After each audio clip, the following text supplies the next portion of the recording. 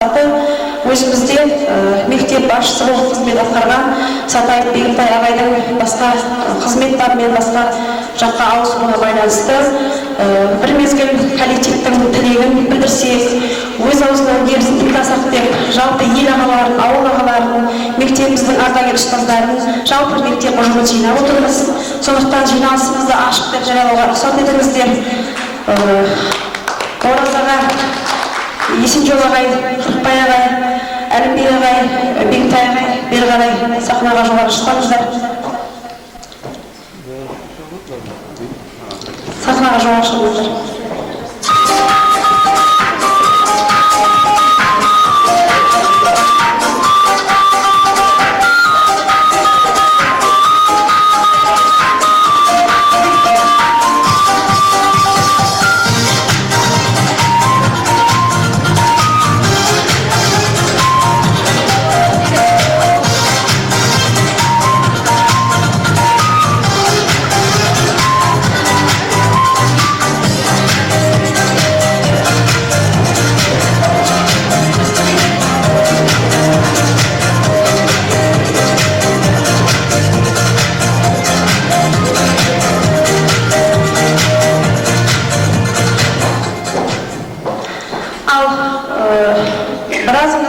Көптен бері осындай жаңалықтан хабардарсыздар, естіпте, көріпте жүрсіздер. Негізі біздің ауылымыз Бегімтай ағай сізге құттықтау болып деп есептеймін. Өйткені директор болып келіп едіңіз, қазір қызметіңізді үлкейтіп, өзіміздің туған ауылымызға әкім етіп жібергелі отырмыз. Сондықтан жалпы ұжымның атынан сізді жаңа қызметіңізбен құттықтап қоюға рұқсат етіңіз. Қызметіңізде үлкен табыстарға жетіп, биік шыңдарға көтеріле беріңіз деп тілек айтамын. Ендігі кезекте тікелей сіздің салаңызға кетіп бара жатыр. Ауылымыздың ел ағасы, өзіміздің ауылымыздың әкімі деп Садықов Ораз ағамызға сөз кезегін берейін.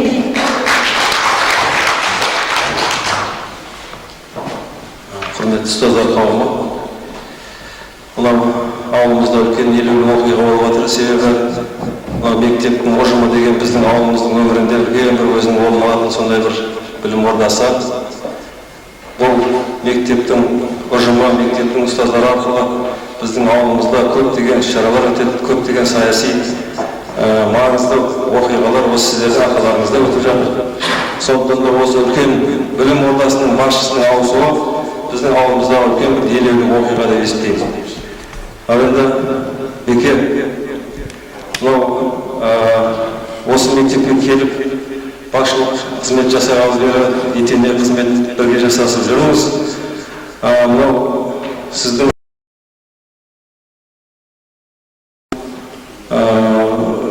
коллективінің мынау мүшелерінің арасында сіздің еңбегіңіз бағаланып жатыр, аудан көлемінде бағаланып жатыр. Сондықтан да мынау алдағы уақытта мына жаңа қызметке ауысып бара жатырсыз. Осындай үлкен табыс тілейміз мынау алдағы жұмысыңызға. Мынау үлкен қызмет деп есептеймін. Қазір мына мемлекеттік қызметтен саяси қызметке ауысып бара жатырсыз. Бұл деген сөз мынау елбасымыздың осы бір елді мекендегі бір өкілісіз. Сондықтан да үлкен міндеттер жүктеледі. Осы үлкен ауырында қиын қызметте сізге табыс тілейміз. Ал енді не айтамыз, мынау ұжым коллективіне осындай сіздің басқа жұмысқа ауысуыңызға үлкен оқиға ретінде бағалап, сізді жақсылап шығарып салып жатқанына мен ұйымдастырып жатқан Қалжанға, мектептің басшыларына шын жүректен алғысымды айтамын.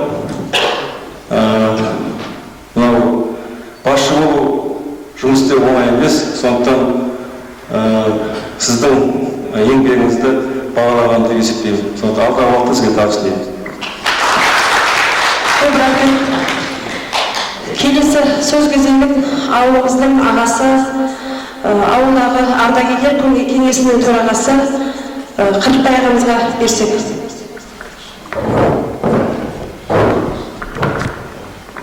Құрметті ұстаздар, және бүгін жаңа Ораз айтып жатыр, Қалжан айтып жатыр. Бұл өзі мектептің мақтаншылық. Өйткені бір ауылдың әкімдігіне қызметке көтеріліп жатыр деген сөз ол одан да мынау коллективтің сіздердің қуаныштарыңыз өтеді. Енді мынау енді өзі қызмет деген қазір оңай емес. Сол енді Құда қаласа мына бұл үлкен сенімдерге ие болып бара жатсың аудан әкімінің. Сол елдің халықтың сұрағының арқасында бара жатсың.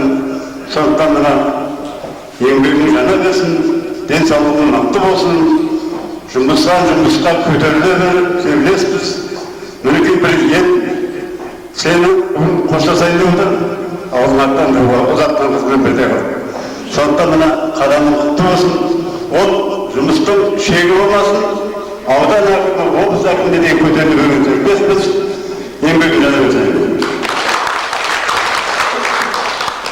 Мынандай жақсы тілектерден кейін жанында ән тыңдағанды құп көріп отырмыз. Мектебіміздің орыс тілі пәнінің мұғалімі Төлеуова Алтынбайдың орындауында айналайын деген әнді тыңдайық. Айналайын деген негізі жақсы сөз ғой ол. Апай.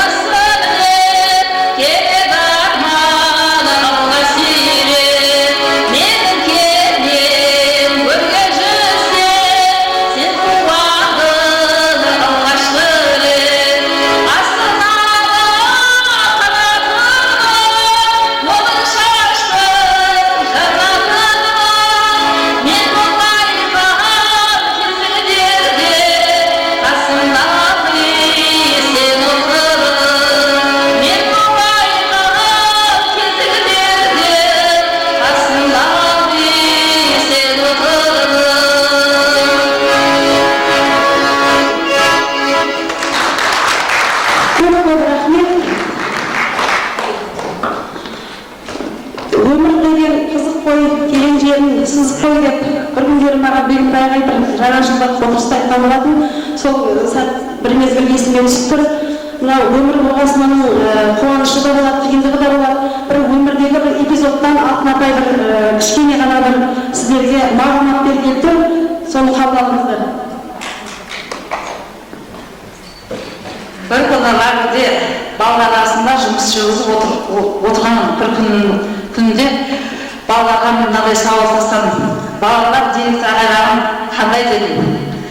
Кішкентай шәкірт жүрегінен орын таба білген Бегімтайды балалар да мақтай жүреді. Барлығына сырттай зерттеп, Бегімтай ағайды жақсы көріп жүреді екен. Сонда мен ойланып отырып, Алла тағаланың бұйрығымен мынандай өлең жолдар Бегімтай ініміздің еңбекқорлығына, қасиеттілігіне, жақсы, өте адамгершілігі өте жоғары, адамгершілігі өте жоғары, өте маңызды адам екендігіне көз жеткізе отырып, мынандай өлең жолдарын жолдауға тура келді.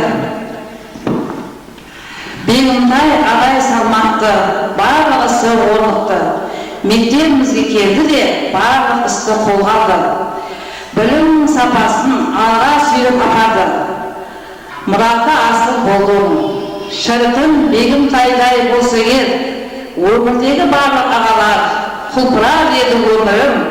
құлпырар еді мектебім, құлпырар еді отағым деп Бегімтай ағайларына шәкірттерінің жаңағы жүрек өстіп жеткіздім. Өзім дегенді Бегімтай ініміздің сондай-ақ осы мектептің барлық ісін алға бастырып, соншалықты еңбек етіп, қаншама табыстарға жетіп, осындайлықты дәрежеге жетуіне Бегімтайдың міне осы еңбектерде куә болады деп ойлап, мына Бегімтай інімнің бұл жаңағы жүректе әкім болып кетіп бара жатқанын мен бірден естіп қалдым. Айтпегенде кім біледі? Алдына ала барып, жаңағы жерлердің аманын жазамын едім. Енді жібергім келмей отыр енді Бегімтайды. Айналайын Бегімтай, мына есіміңізді кім қойса да жақсылап қойған екен. Атыңызға затыңыз сай болып, міне туылған, бақы тұлғалы ұл болдыңыз. Мінекей төңкерісте мәңгі байқа атақтандыңыз атымның ұрпақтарға. Кімсіз Бегімтай ағай дейді көңіл жетер адам балаларда, бізде, ұстаздарда.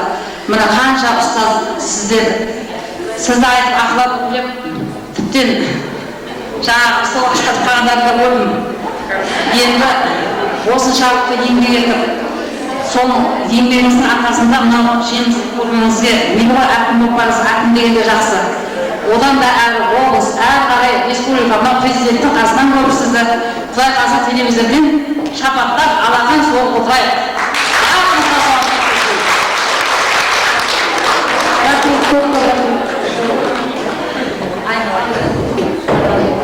Өлгенменде айналып жатыр, тілекпенде айналып жатыр, біздің осы бірлестігінің атынан бүкіл шәкірттердің атынан ырзашылығымыз Бегімтай. Келесі сөз кезегін мектебіміздің ардагер ұстаздары, мектебіміздің ағалары Әлімбек ағайға және Бегімтай ағайдың алдында ұзақ жылдар осы мектепті басқарып, осы мектебімізге үлкен еңбек сіңірген Есенжол ағайларға сөз кезегін берсек.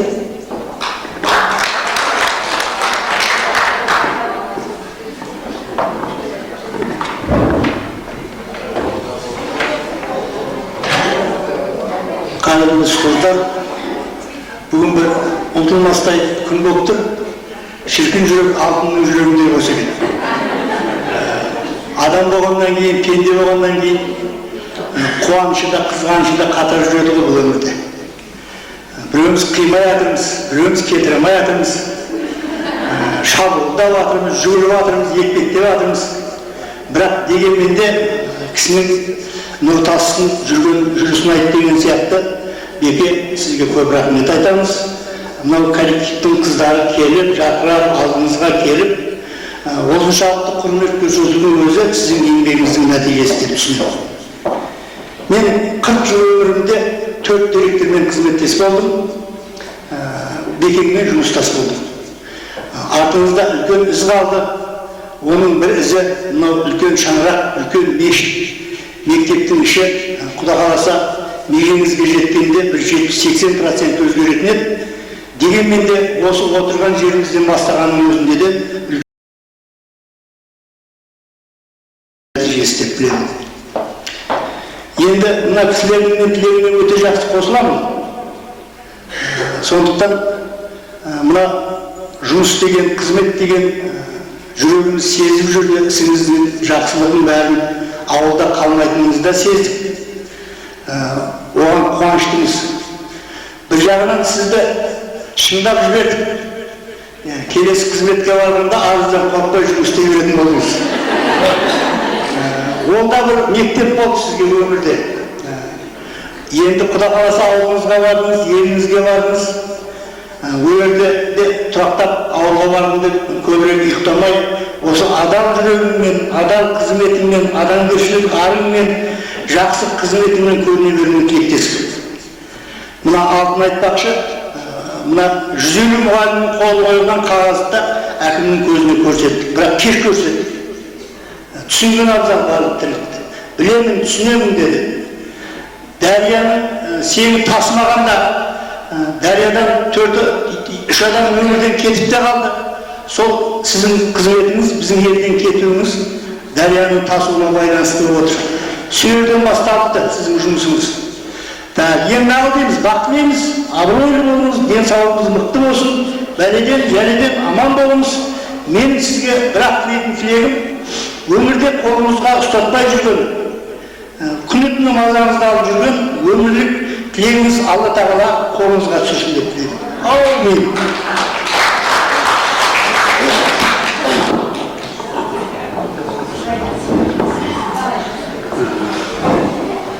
Құрметті әріптестер, біздің бәрі ұжымда 100-ге тарта мұғалім бар. Біз кейде өзімізді өзіміз бағалама дегенбіз. Біз осы ауылдың атмосферасын жасайтын адамдармыз. Сайлауға және басқа да қоғамдық жұмысқа араластыратын себебімізді мұғалімдер деп, ауылдың авангарды деп, интеллигенцияны деп, сауатты кісілер деп, халықтың жағдайын жақсы біледі, ата-ананың жағдайын, баланың жағдайын деп сөйтіп жұмсайды екен. Ал енді Бегімтай 2 жылдан аса бізбен бірге жұмыс істеді. Бегімтайдың кішіпейілдігі, адамгершілігі, салмақтылығы, сауаттылығы, адамдармен жақсы тіл табысатын жақсы қасиеттерін байқадық. Ал енді осы кеше Бегімтай жүйрікке ауысып жатыр деген кезде осындағы ұстаздардың өзі де бірге жұмыс істеген, сол жақындығын білдіріп жатты. Ал енді мен сол ұстаздардың ішінен де осы бізбен бірге жұмыс істеп келе жатқан техникалық қызметкердің ерекше серпілісін байқадым. Бұл техникалық қызметкерлер тіпті Бегімтайды жібермеуге әрекет жасады. Бұның барлығы да сол сыйлауы деп ойлаймын. Ал енді адамдардың арасында сыйлы болу, ұстаздардың арасында сыйлы болу, тіпті ауыл ардагерлерінің арасында сыйлы болу өте оңай шаруа емес. Ол бір адамның маңдайының тері шынында да көріп отырсыздар ғой. Шынында мынау Бегімтайдың аудан көлемінде өз дәрежесінде беделінің бар екенін көрдік. Ал енді Бегімтайдың осыншама көп жұмыс жасауына әсер еткен, жанында жүріп жәрдем еткен осы ұстаздар керек деген болатын болса, мен Бегімтайдың осыншама көтеріліп басқа жұмысқа ауысып баратқанда мынау Күлшайранында көмегіме қойға деп есептеймін. Күлшайранға бір қол шапалақтап қойыңыздар. Бұл жеңіс Бегімтайдың ғана жеңіс емес, Күлшайранында көмегіме қойға деп ойлаймын. Ал енді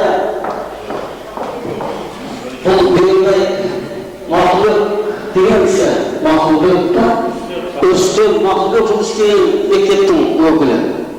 Ал Рүстем Мақұлбекті аудан көлемінде білмейтін ұстаз жоқ. Жақсы коллективтен келді. Ал енді Бегімтайдың басқа жұмысқа басшы болып ауысып бара жатуы біздің коллективіміз үшін үлкен абырой. Бұлар да жақсы коллектив екен, бұлар бір-бірін сыйлай алады екен, бұлар да осындай кадр көтеріп басқа шараға жүруге шаралады деген ауданда ой қалыптасты. Мүмкін осы Бегімтайдың көтерілуі мына коллектив мүшелері сіздердің де еңбектеріңіз, сіздердің де жұмыстарыңыз деп есептеймін. Ал енді Бегімтай алда қиын жұмыстар тұр. Мектептің саласы бір бөлек болатын болса, әкімшілік саласында жұмыс істеуге екінші бөлек. Онда да көптеген мазасыз күндер, неше түрлі қисық сөйлейтін адамдар көптен кездеседі. Біз енді адамдармен араласып жүрміз ғой. Мына жүйріктің шенеунік жігіттері айтып жатыр. Біздің бала оның барлығына да төтеп бере алады. Біз сондай тәрбиелегенбіз. Барлық қиындықтардан жеңіп шығады дейді. Сол қиындықтардан жеңіп шығуына тілектестік білдіремін. Оның осында қызықшылық таусып.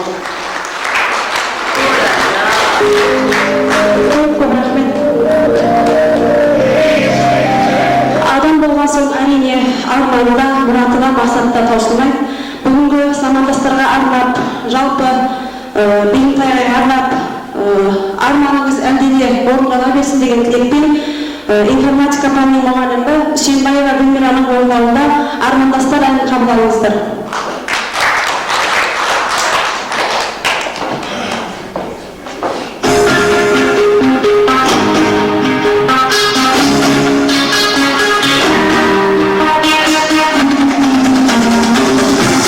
Yeah.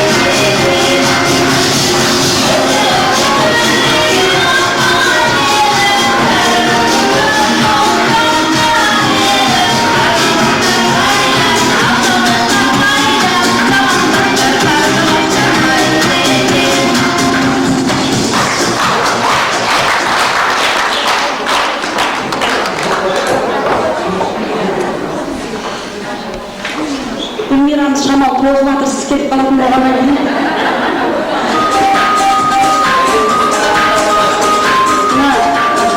Өздеріңіз білесіздер, Бейімтай ағайдың 6 орынбасары болды.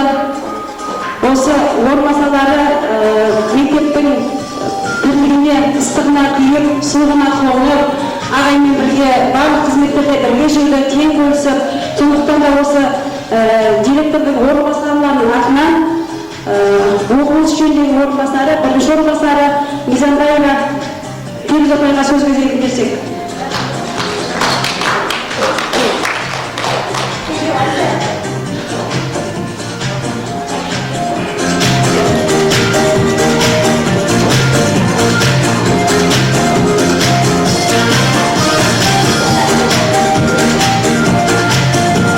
Бүгінгі кездесу кешіміз бір-бірімізбен жүздесу, бір-бірімізбен адамгершілікпен, имандылықпен, қимастықпен ізгілік білдіру деп ойлаймын. Мынау біздің коллективімізде өздеріңіз білесіздер, осы кезге дейін мен осы мектепке келгелі бері бірнеше директордың алдында қызмет жасадым. Ең бірінші осы Амангелді ағай, одан кейін Есенжол ағай, одан кейін Ергеш ағайдың арасында, содан кейін осы Бейімтай кісі. Енді жалпы мектебіміз 2 жылдан бергі уақытта осы біздің басқаруымен басшылықта жұмыс жасадық. Коллективте үлкен кезеңдер өтті, яғни әрбір кезең, әрбір істеп жатқан жұмысымыз, әрбір жетістігіміз осы басшының арқасында деп есептейміз. Егер басшы жақсы өз жұмысын ілгері апара алатын болса, коллективпен тіл табыса отырып, әрбір өзінің қарамағында жұмыс жасап жүрген қызметкерлердің жүрегіне жол таба білсе, өзінің барлық ұстанымменен, өзінің мұғалімдік этикасына, басшылық этикасына сәйкес қызмет атқарған болатын болса, ол аз уақыт болсын, көп уақыт болсын, мәңгілік әркімнің жүрегінде қалады деп есептеймін. Сондықтан да мен өзім осы мектепке басшылыққа қызметке келгелі бері Есенжол ағайдың шәкіртімін деп есептеймін. Сондықтан да Есенжол ағайдың әрбір маған берген сол кезеңдегі жұмыс барысындағы басшылық ақылдары, ниеттіліктің, жүректіліктің, жұмыстың бастамашылығын мен осы Бейімтайдың кезінде өзімнің жұмысымды әрі жалғастырдым деп ойлаймын. Сондықтан да мен Есенжол ағайды өзіме пір етіп санаймын. Өйткені осы қызметтің барысында қызмет атқару, осы кісінің үлкен еңбегінің арқасында деп есептеймін. Өздеріңіз көріп жүрсіздер, мектебіміздің көп айтатыны жоқ, аз айтатыны жоқ, бірақ қазақта жақсы сөз бар ғой, жақсының жасқанын айтып нұр тасысын деген. Осы мектепке келгелі мектептің басшылығында көптеген өзгерістер болды. Әркім өзінің қиялындағы, әркім өзінің арманындағы жүрген бір үміттері болатын болса, сол үміттің бір ұшқыны жалындады деп есептеймін. Қазіргі таңда тек қана ұстаздардың көңілінде ғана емес, біздің шәкірттеріміздің ұясында, ауылымыздың үлкен қариялардың көңілінде, жастарымыздың бойында осындай үлкен 2 жылдық жұмыстың нәтижесінде Бейімтай өзінің орнын тауып кетті деп есептейміз. Сондықтан да біз сізге әр уақытта осы коллективтің атынан, осы ауылымыздың атынан және шәкірттеріміздің атынан болашағымызға жарқын өмір сыйлаймыз. Отбасыңыз аман болсын. Алдағы әлде де болса атқарып жатқалы осы қызметіңізді өте елге, халыққа жасайтын қызметіңіз бұдан да зор деп есептейміз. Әр уақытта қадамыңыз құтты болсын. Отанымыздың тілегі орындала жүріп, әр ауылдың болсын, осы төңкеріспен жүріп ауылының аспаны бір дегендей, тілегі бір нәрсе ғой. Осындай біздің тілегіміздей тілектің, осындай біздің жұмысымыздай жұмыстың жалғасын ауылымызда да табады деп ойлаймын. Сондықтан да осы жердегі отырған барлық бір анамыз, біріміз ағамыз, осы кісілердің еңбектерінде ерекше атап өтуге болады. Өйткені осы коллективтің ұйымшылдықпен бірлесуіне басшы бастама болатын болса, осы жердегі біздің мектебіміздегі үлкен қарияларымыз бар, апаларымыз бар, апайларымыз бар, соларды ерекше атап өткіміз келеді. Мысалы, осы жерде тұрған Есенжол ағай, Әлімбек ағай, Жақсыбай ағай, Алтынбай ағай, мынау Назира апайлар, Оңдаржа апайлар, Күләйхан апайлар өзіміздің әжелеріміз кешегі наурыз шапағатындағы өзінің айтпақ кимешектерін киіп, сондай бір алдымызда жарқырап жүрген апаларымыз бар. Сол сияқты мынау өзіміздің соңымыздан еріп келе жатқан жастарымыз бар. Барлығымыз да болашақта ауызбіршілікте, дәл осы күйінде, осы қалпымызды сақтап, біз өзіміздің ауылымызға, елімізге, халқымызға қызмет жасаймыз. Бұл біздің қолымыздан келеді. Өйткені осындай үлкен серпіліске үлес қосқан осы коллективтің мүшелері деп есептеймін. Сондықтан сіздерге де осы барлық жағынан осындай жақсы тілектер тілеймін.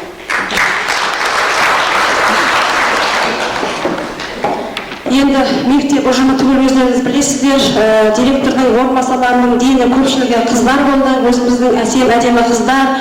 Сондықтан да информатика пәні мұғалімі Тоқсейітов Анаттың орындауында осы орынбасарларыңыздың атынан қабыл алыңыз, үкілі қыз деген әнді қабылдаймыз, әрі сіздерге арналады мектеп директорының орынбасарлары қыздары.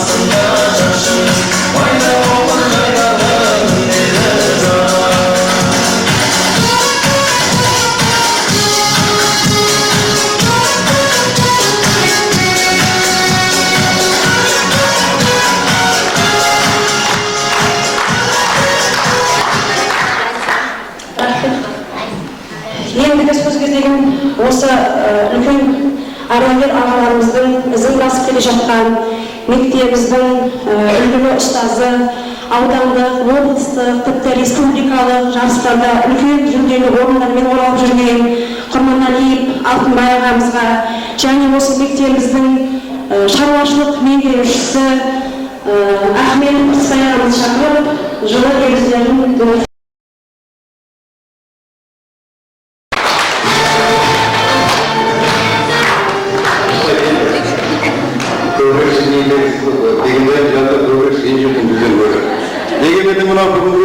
шарамыз сіздерге көп рахмет, мұғалім қауымына өтіп жатқан бұл шынында да өткенде де бір үлкен нәрселер болған, заттар, тірліктер болған дегенмен де бұл ел Бегімбайға Гүлшара құт береке ырыс әкелген төңкерістік Найман ауылы үлкен нәтиже көрсетті. Оның бері жанды келген уақытынан бері, одан кейін кеше алтын қызымыз ұзатты осы коллектив арқылы. Одан кейін мынау коллектив болып екенді үлкен лауазымды қызметте шығарып салып отырмыз. Бұның бәрі ауыл тірлігі сіздердің біздердің арқамызда. Дегенмен мынау Беге қазақта айтады, қосаға деген сияқты мынау Үлекең келген жерлеріңізді, барған жерлеріңізді қызды шығарса тастай батып, судай тастай батып жүре бер деген сияқты. Алдағы қызметіңізге біз тілейтініміз зор творчестволық табыс, еңбекті жеміс, елдің, еліңіздің, туған жеріңіздің, халқыңыздың құрметіне, қуанышына бөлене беріңіз деп сізге сәтті сапар тілейміз. Рахмет көп. Біріншіден бағын ұстазылық қауымның осындай жинас жасап, Бекеңді жаңағы істеген тірліктерін бәрін айтып, үлкен ұлғайтып, жұмыстарын үлкейтіп алға жіберіп отырмыз. Құдай қаласа, қыздарға, балдарға рахмет. Беке, сізді жөлектің емес, біз төңкерістің бір азаматы естіміз. Құдай қаласа әкім болып кетіп баратсыз. Одан да үлкен ауданға, облысқа Бегімбайға азамат болыңыз. Үлкен кісілер қанша тілектер айтылып жатыр. Сол тілектердің бәрі періштен құланша ауын десін. Қайда жүрсек аман болайық, сыйласып жүрейік, еліміз сау болсын, жолымыз болсын. Үш ұйықтасамда түсіме берген жоқ, төңкеріске директор болып келем дегенде, мінекей енді үш ұйықтасаңыз ойыңызға берген жоқ, төңкеріс сізді әкім болып туған ауылыңызға жібереді деп, сондықтан жалпы ауылдың атынан, ауыл адамдары, мынандай ағаларымыздың атынан ауылым атты әнді қабыл алыңыз.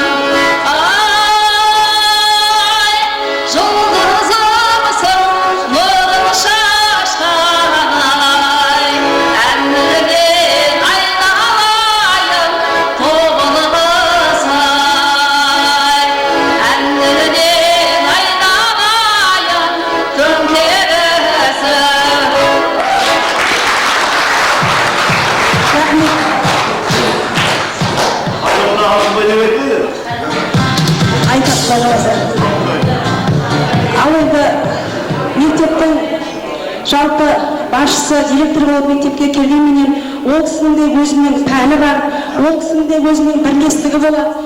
Бегімтай ағай мектепте физика, математика пәнінің бірлестігінде болды. Сондықтан да осы бірлестігіміздің атынан ардагер ұстазымыз Қайбиева Оңдаш апайдың тілегін тыңдасақ, сосын мектебімізде 40-тан аса техникалық қызметкер бар.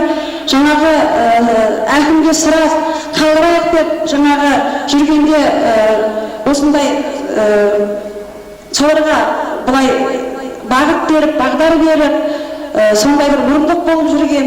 Ал мектебіміздің ардагер техникалық қызметкері Базаркүл апайларға сөз берсек.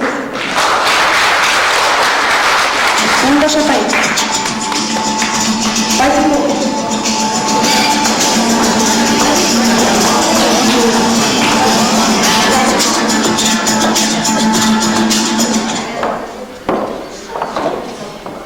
Құрметті мынау ұжым мүшелері, құрметті Бике, бүгін мынау бір үлкен қимастық сәт болып отыр біздің көкірегімізде. Елге ел қосылсақ құттайтын еді, көшіп келгенде қуанбай. Енді мынандай әңгімені естіген кезде адамда шынымен тосу пайда болады екен. Бірақ амал жоқ, қайда жүрсеңіз де аман жүріңіз, абыройлы қызмет ете беруіңізге тілектеспіз. Енді біздің бірлестікте мысалы атталып өтіп жатыр, басқа іс-шаралар жатыр. Бізде осы кісінің бір керемет, байыпты сөздерін ғана естуші едік. Бұл ешкіммен дауыс көтеріп былай басқа деген ой жоқ. Мысалы тек шығармашылық табыс тілейміз, алғысымызды айтамыз, сізді қимаймыз. Енді бір күн сіздан бізде 40 күн сәлем деген ғой қазақта, сол сәлеміміз түзу болып, біздің жүрегімізде осы әдемі қалыптарыңызбен күлекеңмен екеуіңіз сақталасыздар деп ойлаймын. Рахмет сіздердің еңбектеріңізге. Отбасыларыңыз аман болсын, мынау бар әжелердің атынан, бірлестіктің атынан сізге тілегіміз болсын. Рахмет. Ұстаздар, қонақтар, бүгінгі кешімізді ағаймен кездесіп отырмыз. Қимай қоштасып шығарып салуға келіп отырмыз бәріміз. Ағайдың еңбегі енді аз уақытта болса да көрініп тұр, енді ешкім айтпай-ақ. Енді ортамызда болғасын, ағайды кеште ойлап қалдық, өзіміз ортамызға қосып аламыз дегенбіз басында. Енді ол кеш болып қалды, кешіріңіздер. Сізден ауылыңызға жұмысқа тұрыпсыз, қызметіңіз құтты болсын. Енді қимай отырмыз, бір түрлі тоғыз кетіп братқанымызға.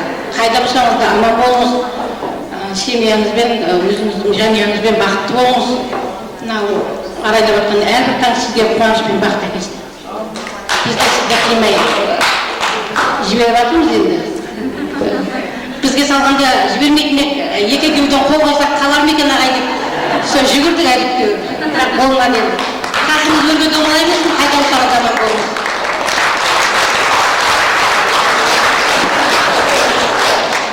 Біз бір ұжымбыз, бір коллективтің ішінде жүрміз десек көрдіңіз ба, Бегімтай ағай? Мынау Базаркүл үй ішінен үй тігіп сізді бізден тартып алуға тырысқан еді кезінде. Бұның өзі үлкен жаңағы абырой ғой. Ал келесі сөз кезегім мектебіміздің қазақ тілі пәнінің мұғалімі Кететова Жауханға берсек. Жалпы ауылға келгенде жаңа айттым ғой, өмір көрмеген жер мектеп айтты деп. Сондықтан да мені ол жақта күтетін, сағынатын кім бар екен деп ойлап та келген болуымыз керек. Сондықтан осындай бір тақырыпқа қатысты бір жақсы өлең жолдарын оқығысы келіп тұр. Қабылдаңыз.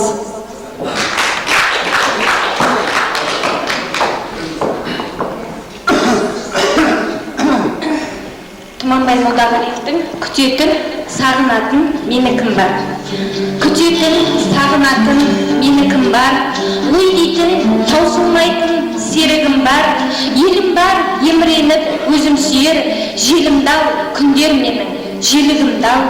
Көп жерге қолым жетті, жетем демей, жастықта жаным менің екен кедей. Тек ойдан ауырласын менің басым, ешкімнің бас ұқсап секең демей.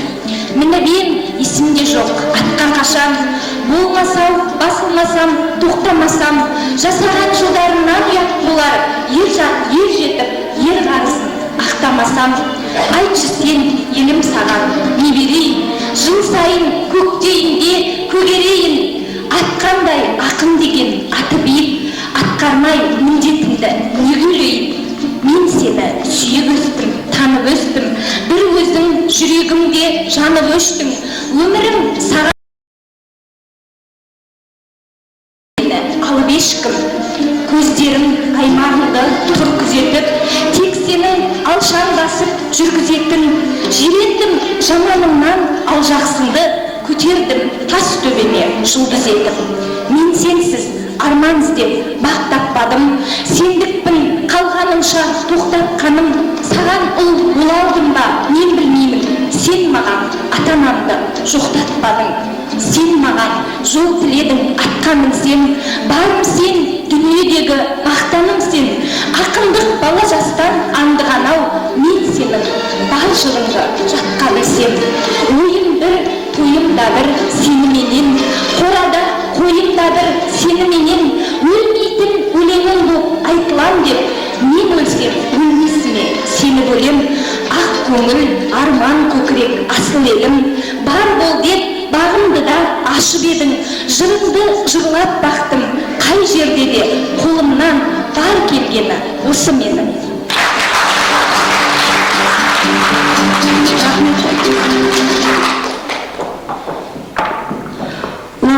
Жақында жалпы өздеріңіз білесіздер, 2 жылда бір өтетін Наурыз шапағаты фестивалі болып өтті.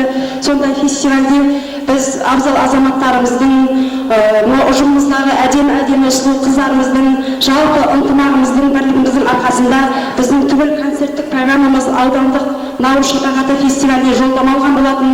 Сонда біздің Дәнеш апайымыз аудандық фестивальдің лауреаты атанды. Одан кейін биші қыздарымыз да лауреат болып келді. Біздің жаңағы басқа мектептер қатарға тұрғанда қойшы мына мектеп онша емес екен, біздің қыздарымыз әдемі екен дегенде ой болған кезінде. Сондықтан да біздің мектебімізде өзіңіз білесіз, ұжымда көбінесе енді 20-дан аса ер азамат болғанмен көпшілігі қыздар мектепте. Сондықтан да осы мектебіміздегі сұлу қыздардың атынан сұлу қыз деген әнді қабылдаймыз. Oh,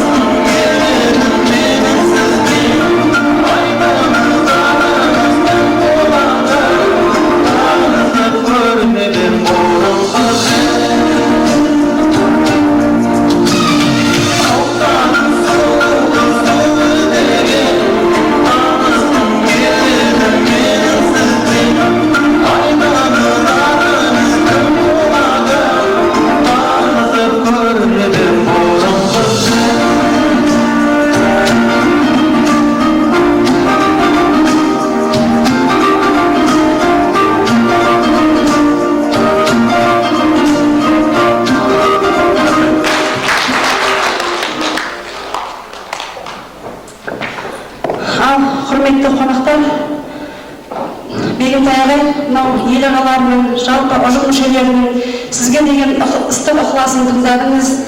Енді біз осы мектепке келген бері қаншама ыстық лебіздерін, жақсы тілектерін тыңдап келдік ағайдың. Ол кезде директор ретінде тыңдаса, енді қазір сіздің әкім ретінде бір ұжым жақсы бір тілек сұрайды. Келесі сөзге деген Жөнек ауылының әкімі. Оған ардақташылығымды білдіремін.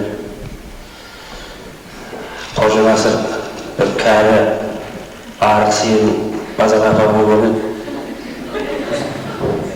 Содан бір жаңағы делдалды жаңғыртып менің сиырымды өткізіп берші дейді ғой.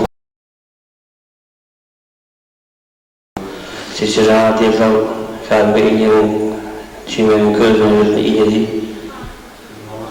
Мал өзі сүтті, өзі жаңағы құтты сиыр сүтті мынандай жылына жаңағы ұрғаш бұзаулайды деп мақтап алып өзі жұрттың бәрі жүгіріп келіп жаңағы сиырды маған.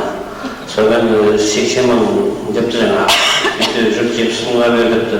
Жоқ бермеймін деп айтады дейді. Анау 75 мыңға бер деп қатты саудалап жатса, жұрттың бәрі таласып жатса, жаңағы Қожа Насыр жаңағы делдалға келіп осы сиырды үйге апарасың, еш сатып бере бермейші деп айтады дейді жаңағы. Жұрттың мақтаған қатысыптен сондай болып кеткен ғой. Сол сияқты мынау осы әңгіме шыққалы бері өзімнің атыма сондай бір жақсы лебіздеріңізді естіп менің де көңілім арқайып өзі мен ішіме сондай бір күдік пайда болғандай бір көтеріп тастап жатсыздар. Енді бірінші Алланың бұйрығы болар, екінші білім бөлімінің сенімін арқалап, осыдан 2 жыл бұрын осы орталарыңызға келдім. Енді 2 жыл жұмыс істедік. Мүмкін бұл азаматты сынап көрейік. Жарамаса өз ағайындардың ішінде қалсын, жараса алып кетейік деген шығар. Өздеріңіздің орталарыңызға келіп, 2 жыл бірге жұмыс істеп, қызметтес болып, қанша шаруа атындырдық. Оған тағдырға ырзашылығымыздан басқа айтарымыз жоқ. Осыдан 2 жыл бұрын келіп, ең алғашқы қоңырауға қатысқан кезде алғашқы қоңырауды Нұрсұлтан есімді бірінші сыныптың оқушысы алғашқы қоңырау соғып, сол Нұрсұлтанның үйінен дәм таттық. Ұмытпасам Жібек апайдың немересі ме? Соның өзінің Нұрсұлтан деген аттың ең алғашқы алдынан шыққанын өзіме іштей жақсылыққа жорды. Мен Нұрсұлтан Назарбаевтың тікелей саясатын іске асыратын қызметке жолдама алып кетіп барамыз. Ол енді осыншама мақтау сөздерді айтып жатсыздар. Жалғыздың үні шықпас дейді. Бұл осы атқарылған істердің басында осы 150 қызметкердің әрқайсысының маңдай тері бар. Бір әзіл сөз бар ғой, жаңағы атақ сайрамайдікі бейнет сормаңдай түйген. Сол сияқты осыны ұжымдасып, бәріміз бірлесіп, ауызбіршілікпен жұмыс істесек, алынбайтын қамалдың жоқ екенін көзіміз жетті. Сондықтан алдағы уақытта тек қана ауызбіршілікпен осы ұжымның тек қана осы бағыттан таймай жұмыс істей беретініне сенімдімін. Әрі өзімнің орынбасарларыма аманат етіп тапсырамын. Жаңа айттым ғой, бұл 150 қызметкер беруде бастаған. Арқасы ауылдан үлкен қамқорлық демеу жасалып жатты. Орекең бастаған әкімшілік, ауылдың ел ағасы Қырекең әрдайым біздің жұмысымызға демеу болып, бағыт бағдар беріп, сәл қиналған кездерімізде қол ұшын беріп, түзеп, қисайған жерді түзеуге атсалысып, ауылдың ақсақалдары, оның ішінде Әрінбек ағам бар, Ес ағам бар, бұл кісілер әрдайым менің осы қасымнан табылып, ағалық, аталық, баталарын, ағалық қамқорлықтарын көрсетіп жүрді. Соның арқасында деп ойлаймын, жалпы көпшіліктің арқасында жатқанын тіріліп, тек қана жаңағы сайтан білмей, ортаға тек қана алғаның оң көзімен қарап тұрған арқасында жақсы жерлерге бара жеттік деп ойлаймын. Ал Исаға өзіңізден эстафетаны қабылдап алып едім. Енді 2 жылдай сол эстафетаны қолымнан келгенше алып жүруге тырыстым. Енді өзіңізден сіздер осы жолмен жаңағы біресе мектепке директор, біресе әкімшілікке, ауылдық кеңеске төраға болып қызмет істеген екенсіз. Енді дәл сіздің жолыңызды беріп, екінші өзіңіздің эстафетаңызды тағы да алға отырған сияқтымын. Сондықтан өзіңіздің жолыңызды берсін бізге, өзіңіздің осы бақытыңызды берсін деп тілейміз. Сіздер де болсақ жаман емеспіз. Ал енді осыдан 2 жыл бұрын бірақ жұмыс бастап бар енді мектепте.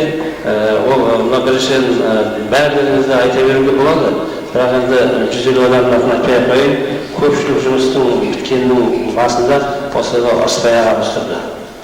Арыспай аға сізге де осынша жұмысты, тапсырылған жұмысты дер кезінде ойдағыдай орындап, былай осы жақсы атаққа, мектептің жақсылыққа қосылуына үлкен үлесіңіздің бар екенін көпшіліктің алдында айтқым келеді. Енді осы 2 жыл бұрын осы жерге естігендеріне бір үлкен мерекенің тұсында аудандық білім бөлімінің жібек бастаған қызметкерлері, менің достарым келіп тілек айтқан болатын. Міне сол кезде кім Рахат ағам не бербеш?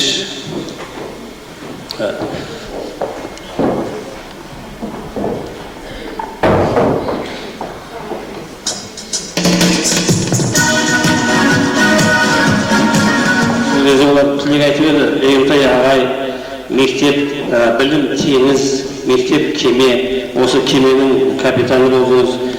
Осы білім теңізінде сіздің кемеңіз тек қана алдыға жүрсін, жаңылыс басын, бағыт-бағдар түзу болсын, ешқандай дауылға тоқтап қалмай, тек қана алдыға жылжи беруіңізге тілектеспіз деп осы бір кішкентай кеменің суретін сағаты бар маған сыйлап еді. Осы сағатқа қарап 2 жыл бойы мектепте тәртіп орнатуға тырыстық.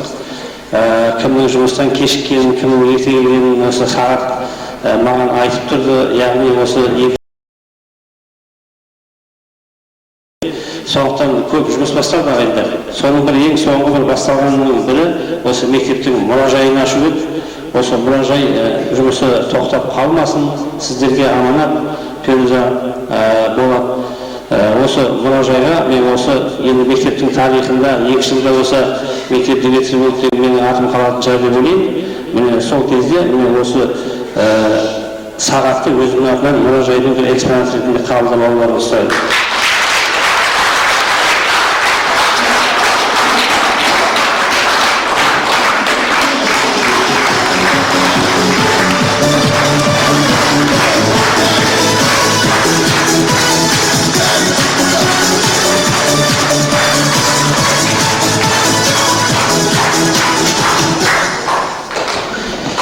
Ал енді ағайында мен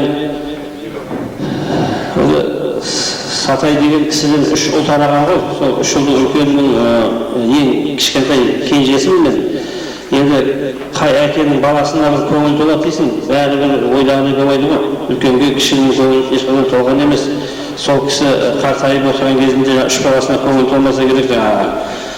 Осыдан мен де өлеңге бірақ 6 айдан кейін келіп сендерді көріп тірілткен не отқан деп айтады жаңағы. Сол сияқты біз енді ойға кетіп жатқан жоқпыз ғой.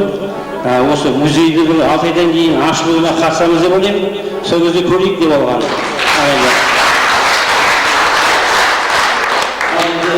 Ағайындар қауымы менің жеке жанұялық өмірімде, анау шығармашылық қызметтік өмірімде үлкен орны бар, өшпестей із қалдырған ауыл болды.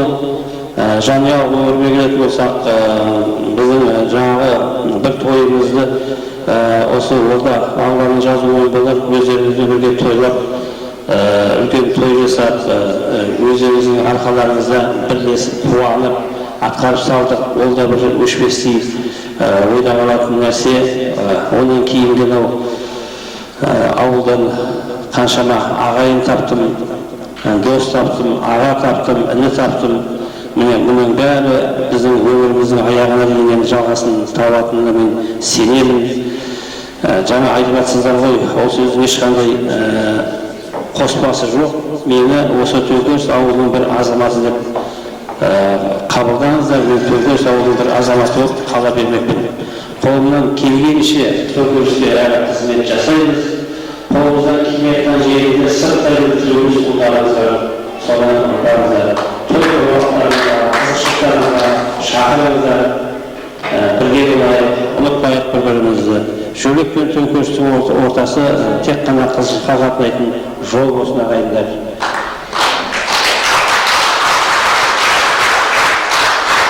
Сіздер менің мәңгілік есімдесіздер ағайындар. Келген жоқ мұнда күнкөріс пен мұнанда жайлы күндерді кешкен, сенің жүрген арқалап келдім, кетпеймін әзір Төңкерістен деп жүреді. Адамның басы Алланың добы. Енді аманатта жолайық. Рахмет көп.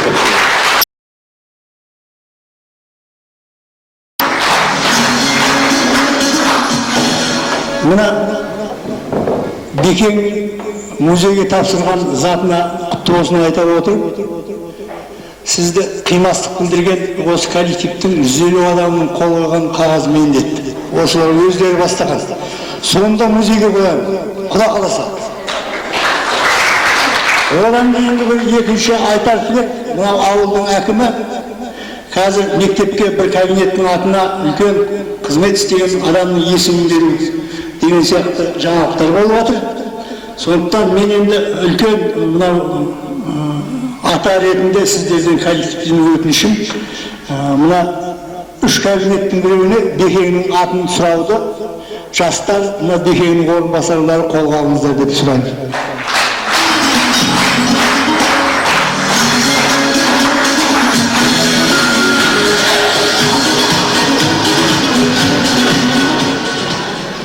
Ал енді мынау тұлпардың бәйгеге түсіп жүлделі орын алуы ол тікелей баптауына байланысты ғой. Сондықтан да Бегімтай ағай сіздің басшы қызметте жүріп жақсы жұмыс атқаруыңызға үйдегі отанасы Гүлшара апайдың да үлкен ықыласы, үлкен үлесі болды деп есептейміз. Сондықтан да Гүлшара апайдың да бір ауыз коллективке тілегін тыңдасақ деп ойлаймыз. Гүлшара апай.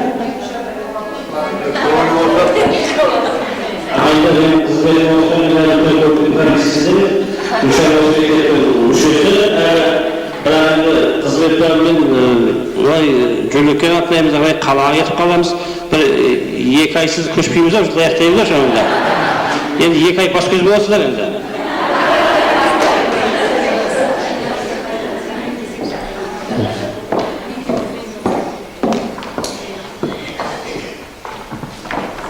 Шөлектен кетіп бара жатқанда ағайын сіздерге аманат деп қалдырып кетіп еді. Сені алып кеткен енді неке Төңкеріс ауылына аманат деп қараға қалдырып кетіп бара. Мен жаңа айтып отыр ғой, әзір кетіп бара жатқан жоқпыз деп. Сондықтан бұл бір жаңағы соңғы бір кездесу, соңғы бір жүздесу немесе соңғы қоштасу деп есептеймін. Дегенмен де мынау ел халық жаңа айтып отыр, жақсы әңгіменің барлығы айтатынымыз сол әңгіме. Енді осы жиынды пайдаланып, жаңағы келгеннен бергі көп елмен, халықпен танысып, осындай өрісіміз кеңейді деп есептеймін. Жаңағы туысқан таптық, ағайын таптық, дос таптық дегенде үлкен бір Найман ауылының ортасына келді. Жөлектегі өріс кетіп баратқанда ақыры өздерінің туыстарына кеттіңдер ғой, ақыры Наймандарына кеттіңдер ғой деп қалып еді. Сондай-ақ үлкен бір ағайын елдің ортасына келіп сондай өрісімізді кеңейттік. Ал енді осы коллективінің алдында Бекеңе қызметіне осы азғантай уақыттағы көп жасаған қызметтеріне неге сіздердің осы ұжымның мүшесі ретінде рахметімді айтқым келеді. Еңбегіңіз жаңа берсін деп, мына енді алдағы уақытта тағы да үлкен бір басқа саладағы қызмет, қанша дегенмен жүрегіміз де күпті, бір саладан екінші салаға кетіп бара жатыр. Сол жолда тағы да осындай өзінің бойындағы ерекшелігін, қайраткерлігін, білім парасатын жақсы қолданып, пайдаланып, тағы да осындай жетістіктерге жете берсін деген сіздердің орталарыңызда тұрып тілек айтқым келеді. Жолыңыз ақ болып, әрқашан осындай ағалардың ақылының, ағалардың көмегінің арқасында осындай биікке көріне беріңіз. Ал барлықтарыңызға көптен көп рахмет айтамын. Ырзашылығым шексіз. Ағалар, жақсы ағалар, аталар, неке, сіздердің арқаларыңыз бір адам соншалықты ауыр жүкті составты не алмайды ғой, сүйрей алмайды ғой. Неке сол осы өздеріңіздің арқаларыңыз қаншалықты жетістікке жетсе, қаншалықты биікке шықса, ол сіздердің арқаларыңызды білемін. Біз сіздермен біргеміз, біз сіздерді жақсы көреміз. Барлық қызықшылық, барлық той бірге болайық. Шақырыңыздар, ауыл арасы жақын дегендей келеміз, мүмкіндігінше. Сіздерден қол кетпейміз деп ойлаймын. Біз сіздерді жақсы көреміз. Айтар сөз көп, әлі де ауылдамыз, шамалы енді. Тек сол енді, рахмет, ырзамыз. Өстіп ұлдарыңызды өсіріп, осындай алақандарыңыздан ұшырып жіберіп жатқандарыңызға да бас иеміз. Елден үлкен ештеңе жоқ, халықтан үлкен ешкім жоқ. Мен халықтың алдында, мен елдің алдында осындай бас иемін.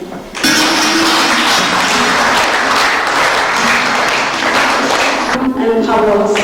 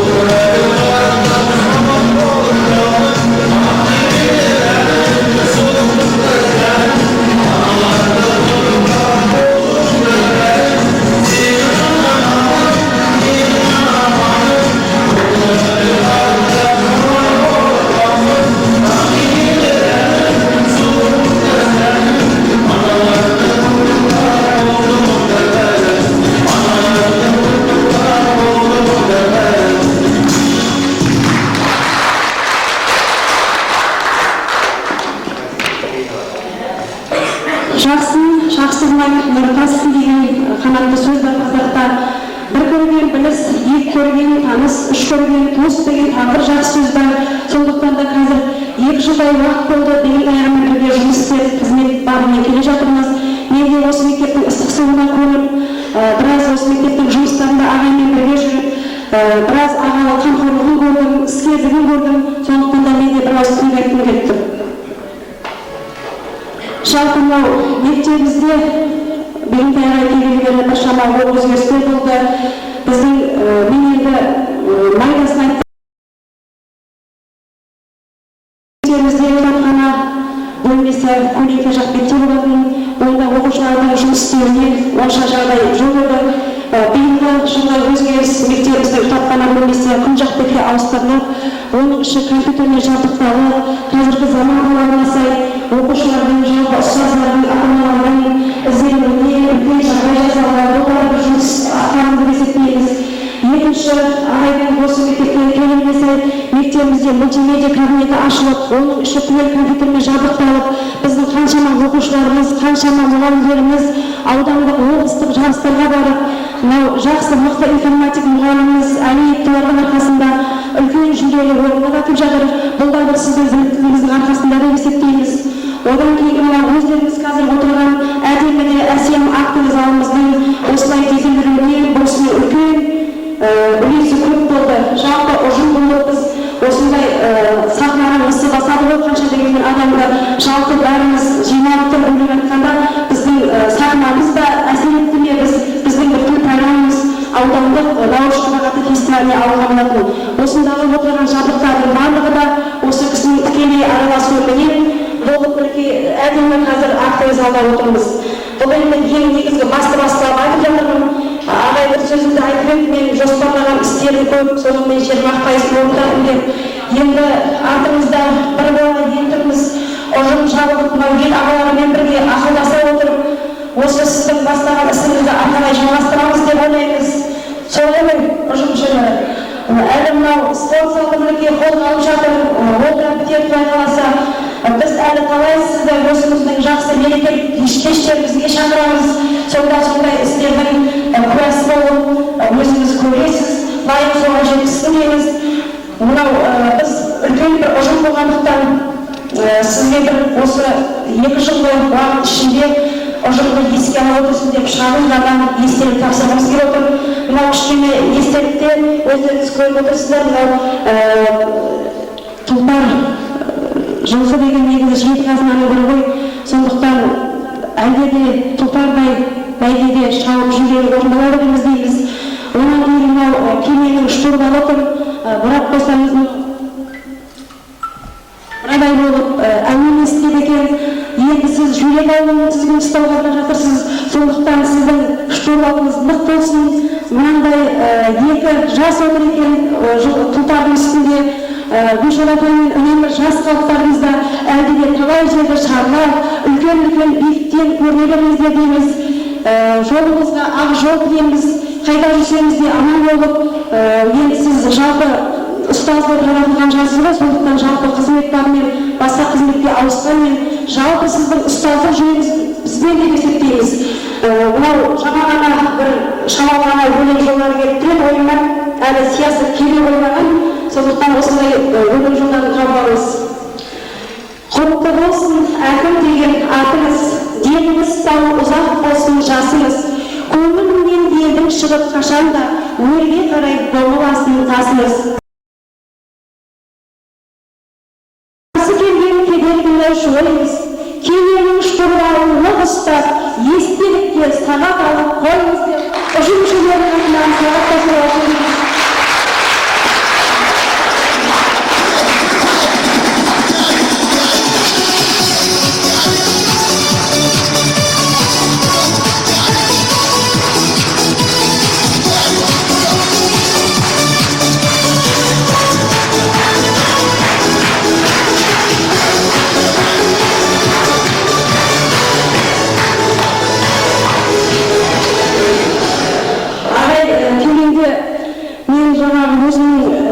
Қарындас ретінде үлкен ағалық қамқорлығын көрдім.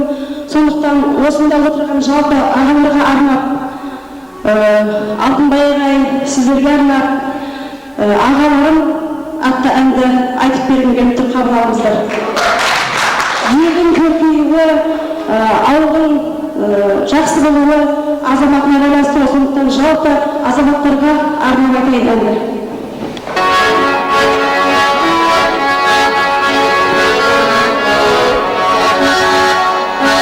Құшағы оттай ыстық сахарадай, көңілі алып ұшқан шағаладай, алдынан көкемайне шыққан сөзі, алып келе ақ көңіл, алып келе ақ көңіл ағадардай.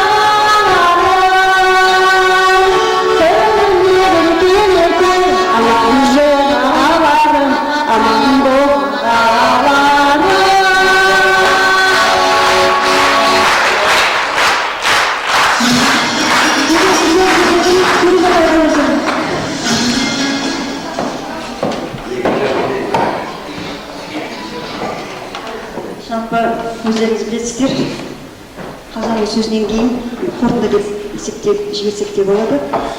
Осы ауылға келген кезде Бегімтайды біздің әулетіміздің түтетті. Содан бері Бегімтаймен, Гүлшарамен біздің дастархан басындағы, жанұямыздағы, отбасымыздағы сәлеміміз одан әрі нығая түсіп, үлкен бір туысқаншылыққа жалғасқан сияқты. Бұның куәсі кешегі тойдың кезіндегі үлкен қариялардың, кісілердің айтқан бір ауыз сөзі деп есептеймін. Яғни Бегімтай біздің жанұямыздың бір баласы, өткенде осындай баласы екенін, өзімнің жеңгесі екенімді, Гүлшараның келін екенімді жуасың деген маған. Содан бері біраз уақыт өтіп кетті, өзінің сабақ деген сәтімен дейді ғой. Бүгін мынау сәті түсіп тұрған сияқты, ағалар осы енді Бегімтайды қайным деп қабылдап, Гүлшараның келінім деп қабылдап жатқан бір дастарханымыз бар, жайылып жатқан. Сол жерге барып ас ішіңіздер, осы жерге отырған үлкен апайларды да жаңа ескертіп отырған үлкен апайларды осы жерге келіп дастарханнан біраз дәм татып кетіңіздер. Мен құтылып кетейін.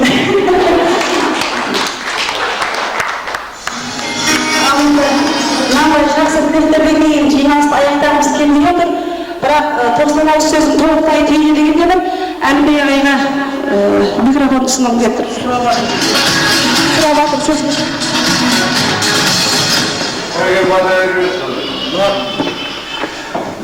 Қадірлі ағайын туыс бауырлар, ауыздан шыққан ыстық тілектердің бәріне үлкен сезіммен жақсы тыңлап, жақсы бір мерекелік кештей болып отыр. Біз қазақпыз, мұсылманбыз, сондықтан мына ортамызда Қырықбай ағамыз отыр. Мына мұсылмандықтың белгісі жақсы тілек тілеу деген қазақтың салтында бар. Оң жол тілеп, ағамыз бір тілек тілеп шығарсын.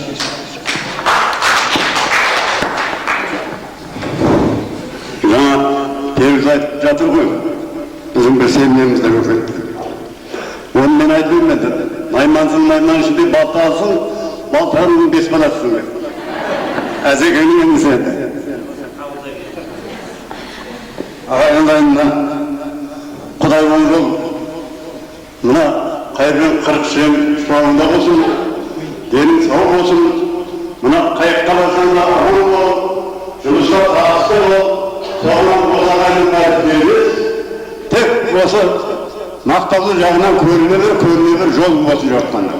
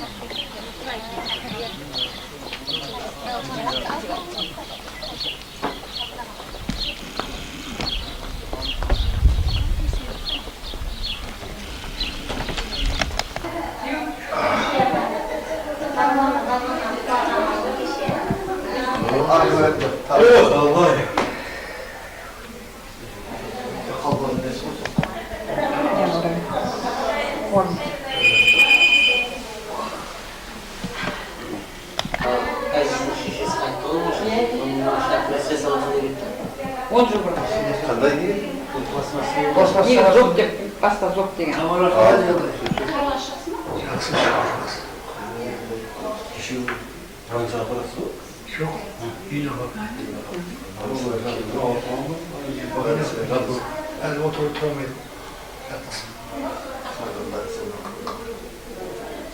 Ана кішкене қыздың документі келе ма жоқ? Делосын қағазын беріп мен сосын айттым, айналайын, мына ұзын қағаз болады, біреу келді, біреу кетті, екі бір парақ болады. Соны кетісін беріңдер, біз кетісін бердік.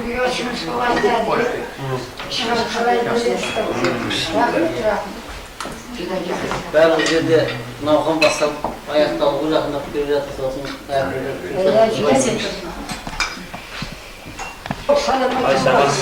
уақыт жақсына.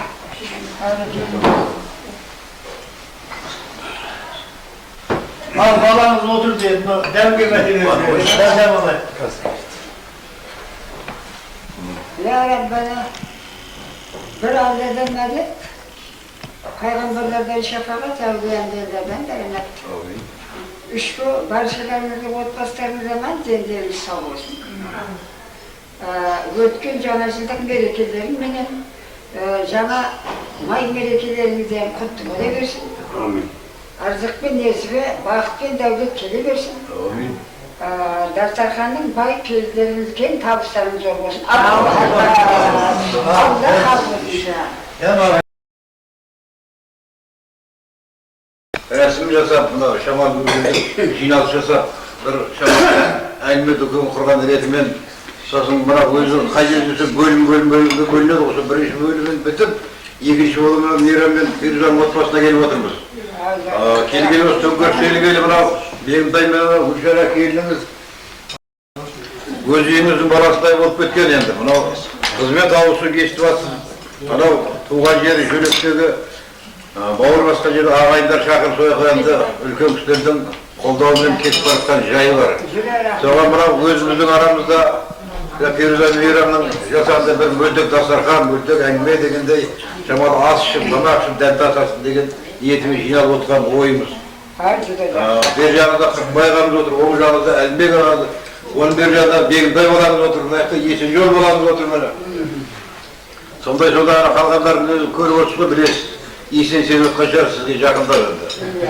Иіс шығып жатыр, өйткені біз Найманды көрсек, Петропавл иіс шығып тұрады деп айтамын. Мына жақта қарындастарыңыз отыр, келіндеріңіз отыр, бәрі келіп отыр. Бәрі қолпаштауды береді, осы әйтеуір сіздер шыққан әулеттен бір дәмдер тұз татайын деген ойландым. Енді мынау жаңағы базарлық қайырды, сосын арамызда шамалы енді дастархан болғаннан не бір аз-маз бір шай бар, мұздай шай бар дегендер кеп қалады. Соған енді Айбетпен рұқсат бересіз. Шамалы енді көрсеңізді көрмеуінде отыра бересіз әңгіме айтып. Айбетпен сондай шақтында қазіргі дастарханның сәні бір шамалы орыстың баласымен сәлемдес сұхбаттасып қоймаса қазір сән келмейтін болып қалды ғой. Қасыңыздан өтті, көзінде көрдіңіз, сізде жігіт болып жүрдіңіз. Сол шақтында арамызда отырғанда үлкендерге рұқсат беріп, осы отырысты енді ашып айтып беріп отырған отырғанда артынан Марат деген інім бар. Осы қазір жүргізіп отырады, түсінбегенін өзім айтып отырамыз. Мына мейрамға келейік десе, мейрам ол өз үйінде не бар екен біліп қалады да, ол сол ретінде ешкіммен жүріп отырады да, сол білмейді өзім жүргізейік деп отқан ойымыз бар. Марат отбасыларында амандық болсын, жақсылық болсын, қуаныш болсын, бірге бөлісе берейік, бұл жақта бол, бұл жақта бол. Аман бол. Ол жерде тұрақтап қалма, жоғары қарай өрлей беріп жатырмыз. Сондықтан халықтарыңызға тілейтініміз осындай Бегімтай сияқтанып, қызметтен қызметке көтеріле берулеріңізге тілектеспіз бәріңізді. Бала шағаларың аман болсын, еліміз тыныш, жұртымыз аман болсын. Біздің тілейтініміз жақсылық. Бәле жала өзімен келсін. Бәле жала ойлаған адамның ой арманы арам болады. Бізге адамдық, туыстық, сыйластық сіз біздік. Сондықтан айналайын енді мына екеуің сол ояқта сол жақсылыққа ие бола беріңдер. Қанша дегенмен енді ауылдың есебі ғой. Жақсылықта басымыз қосыла берсін енді. Еще алып қойың да енді. Алып қойың. Қыздар, мынада бәріміз тұрып, бір адам болмай соғыстырып шығылдар. Бірінші дастархан ғой бұл.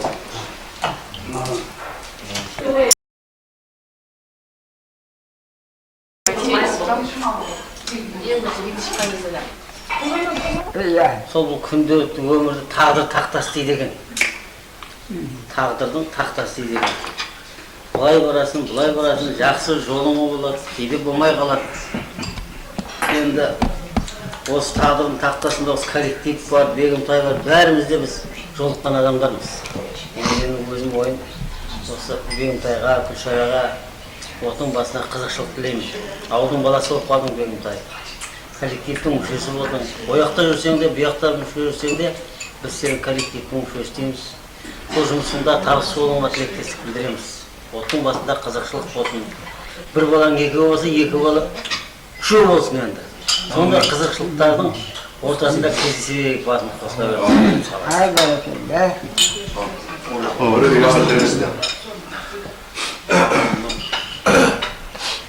Екеумізді қалжаңын жасаған сыйларың өше жаңағы мектепте үлкен бір шара өтті ғой енді. Мен ойлап отырмын, сол жаңағы клубқа апарып өткізіп бергенде де кемшілік болмайды екен. Ол айтып отқан себебі мынау мектептің ұжымы, бұл үлкен ұжым ғой, сол мектептің ұжымында сіздің жаңа атқарған еңбегіңіз, жасаған бейнетіңіз бәрі жақсы жан-жаққа айырылып жатыр. Мен енді қосып айтайын дегенім, сіз енді жалғыз мектеп емес, біздің ауылымызға да белгілі бір азамат ретінде танылдыңыз осы азамтай уақыттың ішінде. Сондықтан енді жаңа Есағаң айтып жатыр ғой енді. Алдағы уақытта жаңа 10 жыл болсын деп тілейміз. Енді біздің ауылымызға көптеген өзінің сияқты азаматтар келіп қызмет істеген. Сол сияқты ол кісілер келіп біздің ауылымызда қызмет істеп, одан кейін жоғарылап кетіп, алда Астанада, Алматыда жүр. Соғысымен сіз де солардың жолын беріп, үлкен қызметке ие бола беріңіз. Енді мынау ауылыңыз ғой, енді кеше естіп жатырмыз, барып отырғанда да сіз туралы жақсы пікірлер айтып жатқан көрінеді. Соғыса берді сіз, мен ойлаймын, ол жерде де жұмысыңыз жақсы жағынан көрінеді деп, сондықтан сондай тілектеспіз. Аман болыңыз. Осындай сыйластығымыз қалмасын әрдайым. Қалай сол? Коллегам, тут. Хорошо. Бірақ біз ана күнде де жинап айта беріңдер, көзіне жас шықты дейді. Бірақ енді қызмет бар ғой, бұлар айтқанда. Бұл қызметте тек табыс дейміз, күніге отбасыларыңызға амандық, денсаулық дейміз. Барлығымызда да тек той болсын деген. Жұмықтыңыз бар ма сонда?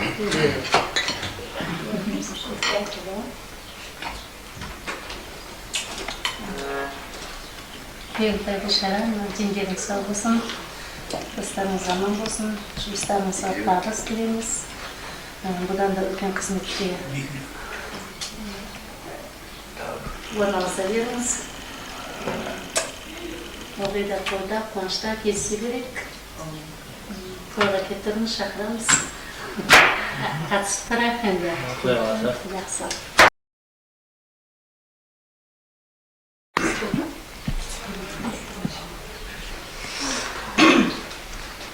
Мына біріншіден Мейрам мен Фирузаға рахмет. Жақсы әулеттен шығып көргендіктерін білдіріп жатыр. Мен айтайын деген әрқайсымыздың үйімізде жақсы лебіздер тұрғын. Ең біріншісі 2 жыл бұрын елдің тәуелсіздігі келгенде коллективте үлкен көп адам болғасын. Әркім әртүрлі ойға кетті. Толқу болды. Үлкен сұрақтар туылды. Қандай адам екен бұл? Арман қарай жұмыс қалай болады екен? Тәуісіп кетеміз ба? Деген енді негізінде уақыт көрсетеді ғой, бәрін уақыт жақсы жағынан көрсетті. Меніңше бұл да сын деп есептеймін. Жаңағы сырттан келіп, білмейтін ортаға түсіп, 2 жылдың ішінде осындай жаңағы қимас бауыр болып кеткен. Ол енді жаңағы сынды риске тапсырып деген баға деп есептеймін. Күнің өзі де жаңағы жақсы нәрсе. Жаңа айтып жатыр ғой, солдаттары деп. Шынымен де баяғыда айтатын еді ғой, жаңа партия қаяққа жіберсе, сол жаққа жүре береді деп. Енді өзіміздің халқымыз, еліміз үшін сіздер де сондай солдатсыздар. Қаяққа жіберсе, қай жерде керек болсаңыздар, сол алдыңғы шетте жүре беріңіздер. Бұдан да жаңағы айтып жатыр ғой, үлкен лауазымды қызметтерге бара беріңіздер. Біз тек қуанышты боламыз. Қайда жүрсеңіздер де аман болыңыздар. Енді айтып жатсыздар ғой, тойларыңызға шақырып тұрыңыздар деп. Сіздер де жаңа қуаныштарыңыздан қалдырмаңыздар. Шөлекке кетіп қалсаңыздар да. Мен айтайын Кеше Гүлшара айтып жатырмын, осы жаққа келерде айтып еді, 11-ші классым бар еді, тастап кеттім деп.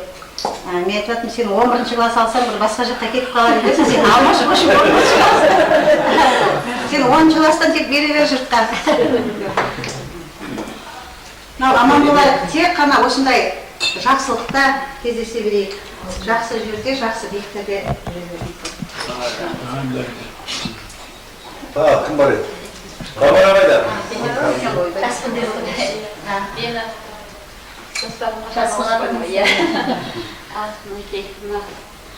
Отырыс, мынау дастархан бекіткен Гүлшара сіздерге арналып жайып жатыр.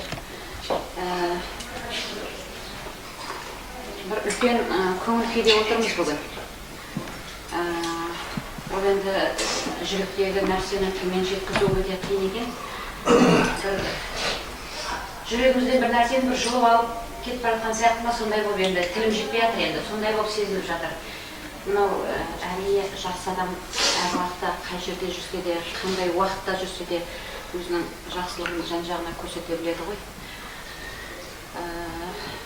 Жаңағы Бегімтайдың өзі айтып еді былтырғы жылы. Мына бір үлкен мектеп екен, әлі толық танып біле алмай жатырмын. Әлі мектептің сыртқы жағдайында жүрмін, ішіне әлі үлгере алмай жатырмын деп. Мінекей сондай бір жақсы ойлары бар еді. Сол процент ғана орындалды деп. Сол 20%-тің өзі қаншама адамдарға жақсылық әкелді. Мінекей егер ол одан да көп уақыт болғанда бұдан да бір керемет болар ма еді. Сол аз ғана уақыттың ішінде өзін халыққа қалаулы қылып, елге елеулі қылып көрсете білген мен өз ойын жақсы адам деп есептеймін. Бұдан да бұрынғы жерлерде сөйлегенде айтып жүрмін. Тек қана үлкендердің, мұғалімдердің ғана, елдегі, ауылдағы үлкен кісілердің ғана ойлар емес, мектептегі бағана маған сөз тимей қалды. Ойларым бар еді. Біз бастауыштағы жас бүлдіршіндердің де ойларында жүрген бір жақсы ойлар бар еді. Соны сол жерде айтсам ба деп отырдым. Өзіңізбен болды ғой, бір 3-ші класстың сұхбат алды ғой сізде. Мінекей, сондағы бір кішкентай бүлдіршіннің сөзін, ондай сұхбат алу, мысалы, қалалы жерлерде бір сондай бір жақсы орындарда болады. Ауылдық жерде, ауылдық мектепте ондай болу кем дүние. Соны балдар маған айтып, қалай бір ой салған кезде бір керемет дүние шықты. Бірақ сол кезде шығарса бір сондай жаңағы сөйтіп жүрдіңіз. Бірақ көңіліңізде тұрған шығар енді. Мен бірақ өзіме жүрегіме мықты сақтадым. Мінекей сондай жастың да, үлкеннің де, баланың да көңілінен шыға білгенімізге сізге көптен көп рахмет. Мінекей мектепте қаншама жұмыстар жүргізілді. Алғаш мектепке келген кезімізде 4-ші сыныптардың интеллектуалды ойынына қатысқан кезде жаңа Лиза айтпақшы, бұл кісі қандай адам, осы кісімен қалай тапсар екен, бұл кісінің көзқарасы қандай екен деген ойлар бізде де болды. Сондағы біздің алдымыздағы кішкентай балдардың көңілінен шығып, соны бір үлкен азамат өзімізбен тең сияқты қылып, солармен сөйлесіп, олардың әрбір жақсы істерін марапаттап, қолын алып, бір ауыз сөз айтқанда біздің төбеміз көкке жетіп жатты. Мінекей сізді сол сәттен бастап біз тани бастадық. Мына осы жерде отыр ата-ананың біреуі. Сол ата-ана төбесі көкке бір ел жетпей қалған. Сонда енді оны айта берсек көп. Біздің әрбір осы былтырғы кеткен оқушыларымыздың жүрегінде мәңгі қалдыңыз. Енді өзіңіз айтпақшы, әлі де араласа алмай жатырмын, әлі де толық тани алмай жатырмын дегеніңіз рас. Жоғары жақтан екене болдыңызда, төменгі жаққа онша Гаухарға сендіңіз ба, онша араласа қоймадыңыз. Бізде енді осы жұмысты енді жандырып келе жатқанымызда орта жолда өкімет алып кетті. Мінекей біз сіздің істеріңізге қуанамыз және қызығамыз.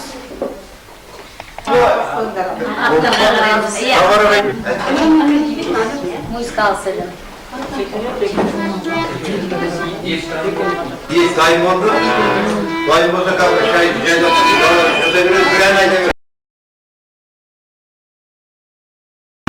Енді өлімді бағаны береді. Бегімтайымызға арнап, өлең айтып, енді Күлшара арнап, мен Күлшара келіндер сайысына қатысып, ең жоғары орнаған екен. Күлшараны марапаттап, келіндер сайысында бір өткен, мен де бір марапаттап, коллектив марапаттап бір жіберген келіндер сайысындағы бір танысуайым бар. Соны айтып берейін енді. Күлшараға арнаймын. Yeah.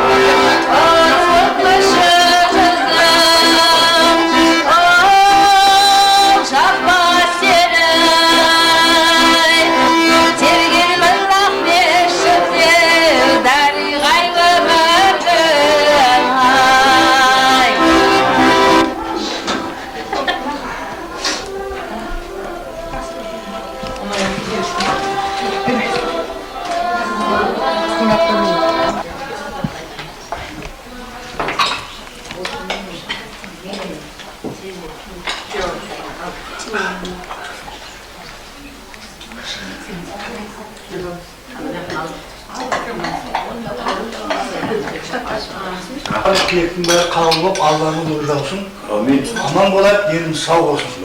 Бәріміз де осындай жақсылыққа жете берейік. Қысқа сөйлеген тосқа приз бар.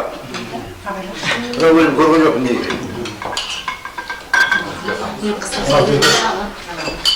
Мынау күліп тілектер айтылып жатыр ғой. Осы тілектің бар періштен Алланың шанысын. Әр уақытта жүрген жолыңызда, істеген еңбегіңізде биіктен биікке шыға беріңіз. Аспанда бір жұлдыз бар дейді ғой, сол жұлдыз сияқты жарқырап, әр уақытта биіктен көріне беріңіз. Бәріміздің отбасымызда денсаулық, береке, бірлік, ынтымақ болсын.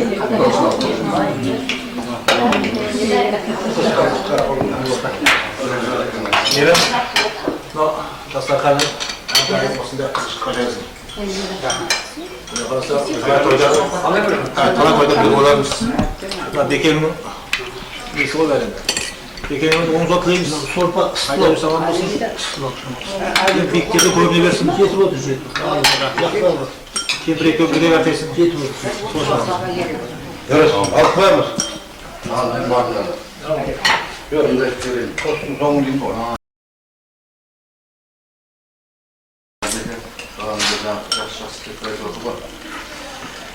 Барған жерлеріңізде әрдайым жаңағы еңбегіңіз жана берсін дейміз. Еңбектеріңіз әрдайым халыққа, елге ене берсін. Тек қана мектебіміз, ауылдық округіміз осылардың жоғарысынан жауапкершіліктей қызметтен көріне беріңіздер. Қосақтарыңызды сағатыңыздар барған жерлеріңіз осындай елге сеніз сыйластықта, ауызбіршілікте қарапайым естеріңізді қоя берсін. Өздеріңіз қалып жатыр, еңбекте жаңағы іскер, шынымды аймақтардың қолынан келеді. Еңбектерді жеміз, шығармасы табыс деймін. Бақытты болыңыздар. Әрдайым осы ауылмен ағайындас, сыйлас, араласып тұрайық, қойда келсе берейік. Сол үшін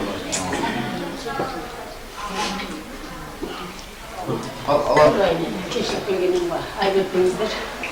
Мәкәле.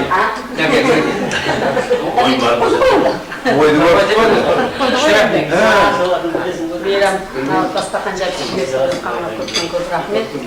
Себепкер ортамыздағы Бекең өзінің аузымен де жасы кіші болғанменен Бекеңді үйреніп кеткен, айып етпейсіздер. Ініміз келіп ортамызға қуанып жатырмыз. Қуандық. Енді естіп жатырмын, басқа жақта жұмыс ауыстырып жатыр деп. Біздің ортамызда қандай жақсы көрсеткіштер көрсетіп жұмыс жасадыңыз. Ол барған жағыңызда да сондай жұмыстармен жұмысты болсын. Халыққа қалаулы, елге елеулі азамат бола беріңіздер. Мына келін екеулеріңіз, келінді сөйлеуге менің правам бар. Енді танысып келе жатырық. Қалай айтамызды білмей қалдым енді. Ол енді өзім кейін бұлай жайғасып, танысып білсе жатамыз ғой деп екен, ол енді. Бірақ ол жақта бөтен емес, ол жөлектермен жаңа туысқан жақтарым бар.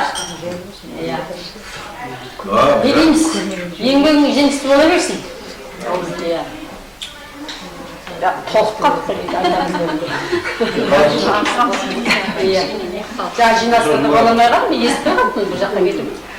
Сол жаңа звондағасын дереу жұмыс. Бәрі алғысын айтып жатыр. Біздің енді сол сөйлеген кісілердің тілегі, мына ағалардың айтқаны, ағайындардың айтқаны бәрі осы бәріміздің тілегіміз деп қабыл аласыздар. Енді мынау өмір дегеннің өзі адамның тағдыры дейміз. Әр адамның тағдыры енді Алланың бұйрығы ғой. Сондықтан мына барып жатқан қызметтің тағы да құтты болсын дейміз. Адам өзі қиыншылықсыз ештеңе жоқ қой. Оның барлығын жеңетін нәрсе біздің мына өмірден азды көпті көргеніміз бар. Сабыр мен ақыл деп ойлаймын мен. Сабыр деген ақылдың серігі ғой.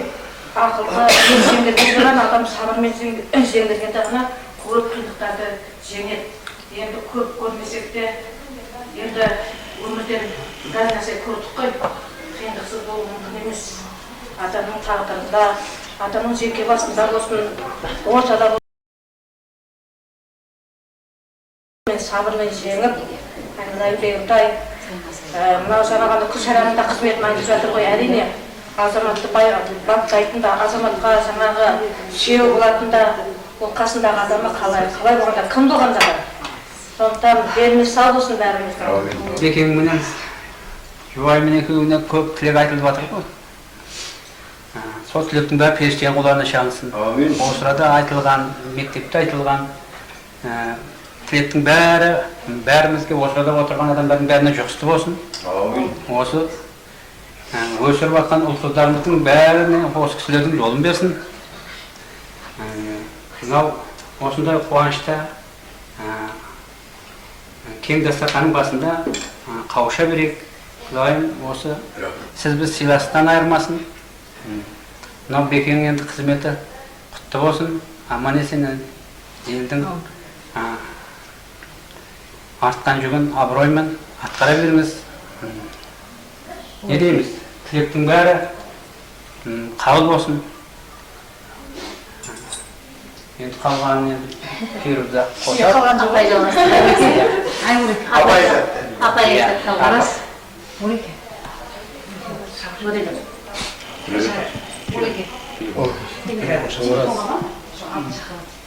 Дастархан негізі осы коллективтің дастарханы деп есептеңіздер.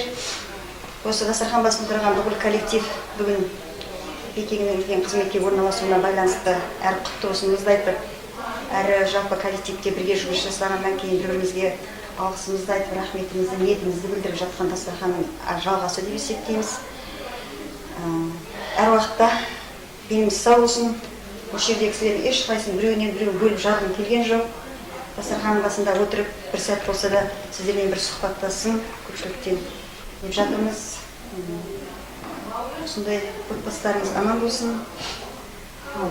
Ағайларға рахмет, келіп дастархан басына келіп дәм татып жатқандарға. Сіздердің жолдарыңызды бере берсін. Енді осы жерде біздің дастарханымызға келеді, жаңа айттым ғой бір сөзімде. Біреу қайным, біреу келінім дегендей. Енді мынау өзіміздің әулетіміздің атынан, көпен бастап отырған шаңырақтарымыздың атынан, мынау Бекеңе бір шапан жауып, осы жаққа орамал патша берейік. Жақсы, ақылды келін боласың.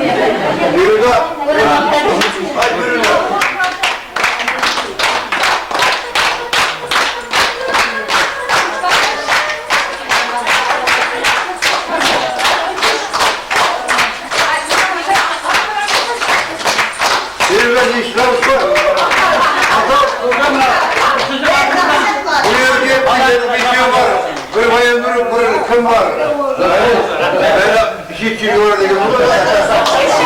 Böyle kaydak bir şey yapalım.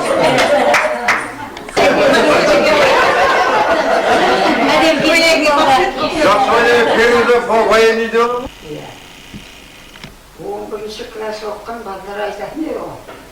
Qalayınşa, tayamiz.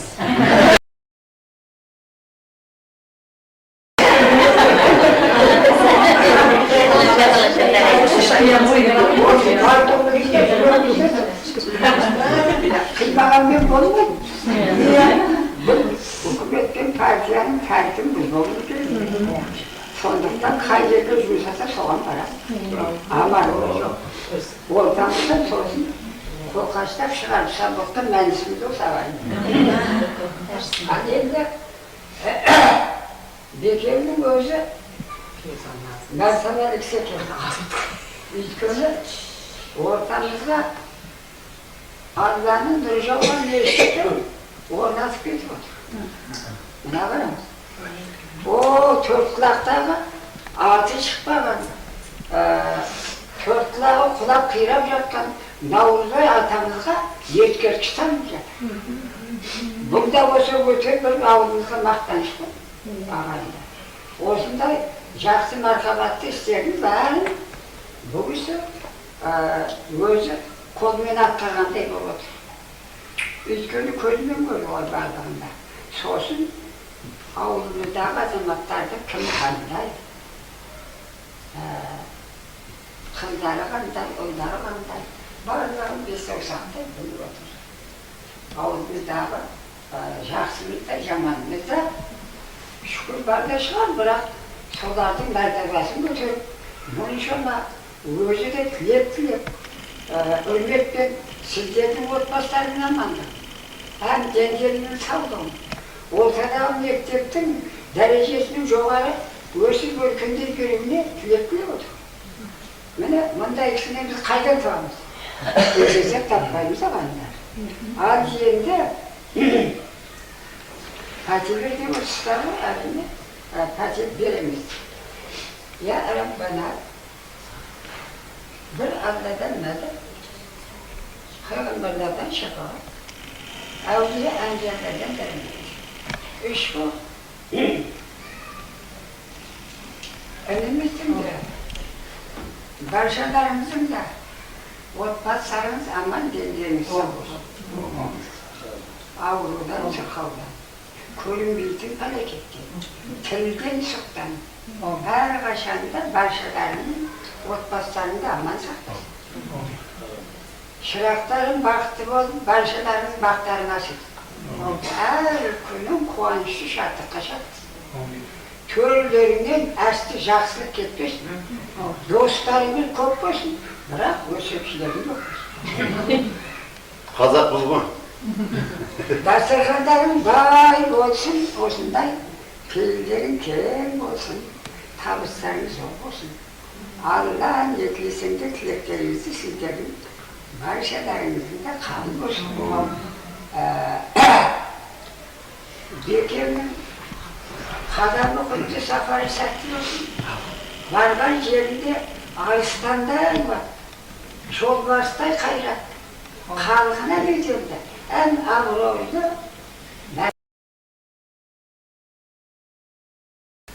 Құдай қаласа, осы арадан жақсылық ниетпен кетті. Өзінің